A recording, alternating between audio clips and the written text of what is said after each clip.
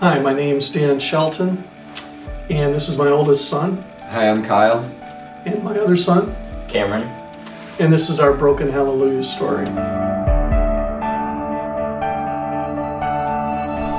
Approximately about a year ago, April 17th, my wife and I were driving, and as we were going down the road, we encountered a drunk driver who hit us head on. Unfortunately, the Lord took her home immediately there at the scene, and about a few days after that, we had to bury her. At the funeral, even though it was really one of the toughest days we had to ever go through, the song Broken Hallelujah was just a real comfort to us. I remember my wife talking about how much she liked the song, and it's kind of ironic that we played that song at the funeral.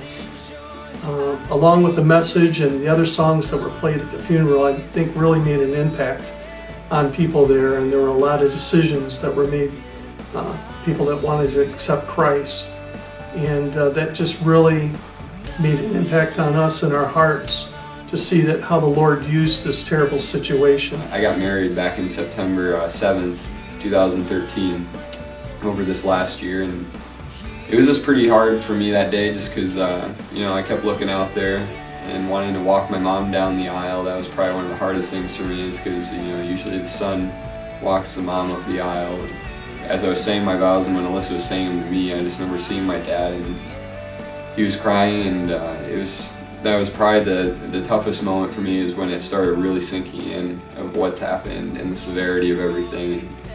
Just made me realize that, you know, life is definitely a precious gift that we have. And for me, in my viewpoint of this whole thing, probably the hardest part was losing someone that I looked to for so much.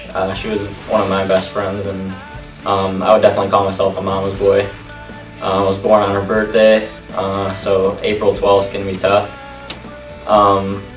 And she died 5 days later, which is even more tough. Hearing that song, Broken Hallelujah, just how God makes beauty from the ashes, and despite what we've gone through and all the heartache, that we can still see just how great God is through this whole situation. Hallelujah.